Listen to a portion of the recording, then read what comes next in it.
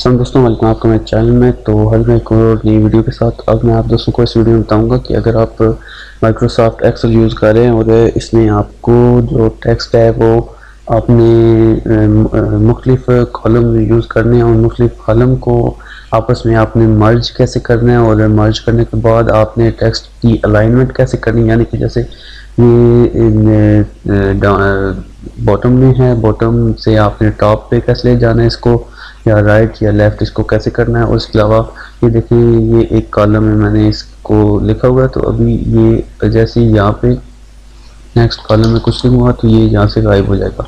ये देखें, क्योंकि ये इस कॉलम में मैंने लिखा, लेकिन ये शो कैसे होगा ये मैं आपको तमाम इस वीडियो में बताऊँगा, तो वीडियो को लास्ट तक ज़रूर देखिएगा। तो सबसे पहले तो करना ये है कि हमने जो कॉलम हैं इनको मर्ज करते हैं। तो जो जितने भी कॉलम आपने मर्ज करने हैं, जितने भी उनको आपने सेलेक्ट कर लेना है। सेलेक्ट करने की वजह से ये मैं इतने मर्ज करना चाहता हूँ, या ये बी से लेके एफ तक मैं मर्ज करना चाहता हूँ। तो इसको मैंने सेलेक्ट कर लिया। सेलेक्ट क्योंकि मेरा टेक्स्ट यहाँ पे इतनी शो हो रहा है, तो इसको सेलेक्ट करने के बाद एक तो आपने करना है रैप टेक्स्ट। ठीक है, ये रैप टेक्स्ट हो गया। रैप करने के बाद फिर मर्ज सेंटर करना। तो ये देखिए मर्ज सेंटर हो गया। यहाँ से आप सेलेक्ट भी कर सकते हैं, मर्ज सेल्स ये भी सेलेक्ट कर सकते हैं, मर्ज सेंटर, अक्रॉस, अनमर्ज, तो ये आप चेक कर सकते हैं। देखिए मर्ज हो गया। तो अभी ये एक बन गया कॉलम। ठीक है, एक बॉक्स बन गया।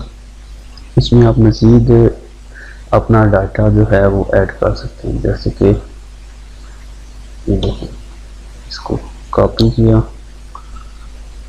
सॉरी इसमें मज़ीद जितना चाहें आप ऐड कर सकते हैं और ये इसमें शो होता रहेगा। और अब आप अगर यहाँ पे ये सेम चीज़ है, इसलिए अब आप मज़ीद अगर कुछ लिखना है तो यहाँ पे इसमें लिखना पड़ेगा या इसमें।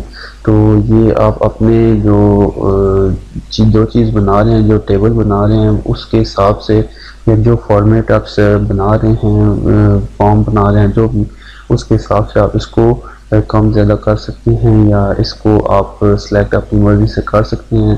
तो जैसे कि ये कॉलम जो हैं इसको आप ज़्यादा भी कर सकते हैं, कम भी कर सकते हैं।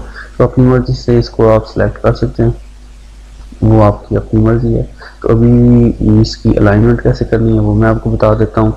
बहुत सिंपल ट्रिक है। दो तरीके हैं, इसके भी दो तरीके थे कि एक तो ये आपको जो मैंने बता, दूसरा इस जो टेक्स्ट आपने मर्ज करना है या उस पर आप ये अलाइनमेंट करना है, उसमें राइट क्लिक करके उसके ऊपर कर्सर राइट क्लिक करें, फॉर्मेट सेल पे आ जाएं। तो यहाँ पे आप ये देखें, यहाँ पे आप ये चेक कर सकते हैं मर्ज सेल और रैप टेक्स्ट। तो अलाइनमेंट में आप यहाँ से चेक कर सकते हैं राइट लेफ्ट लेफ्ट राइट, तो और वर्टिकल में ये आप सिलेक्ट कर सकते हैं।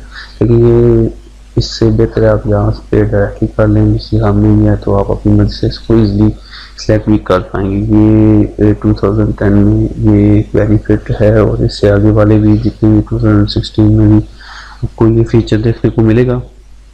तो लिहाजा भी मैं आपको बताता हूँ कि इसको आप कैसे अलाइनमेंट इसकी कैसे करेंगे। जैसे कि ये एक मैंने एक लाइन लिख ली है, तो इस लाइन को मैं अभी यहाँ पे ऊपर लेके जाना चाहता हूँ। तो ऊपर ले जाने के लिए सिंपली हमने करना ये है कि ये आप चेक कर सकते हैं, ये बने हुए आइकन, तो ये आप सेलेक्ट कर लें। ये देखें ये बॉटम के लिए है, ये मिड के लिए है और ये टॉप के लिए। तो जिस जगह आप रखना चाहें यहाँ पे क्लिक कर दें। इसको ख़त्म करना चाहें तो ख़त्म भी कर सकते हैं। तो ये देखें टॉप बॉटम और टॉप मिड और बॉटम।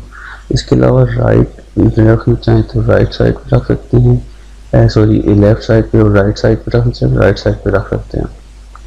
मिड में रखना चाहें तो मिड में रख सकते हैं। तो इसके लिए मैं और मज़ीद टेक्स्ट को डिलीट कर लेता हूँ, अभी आपको मज़ीद समझ आ जाएगी। ये देखें right left mid top bottom और मिड, तो ये इस तरह आप चेक कर सकते हैं।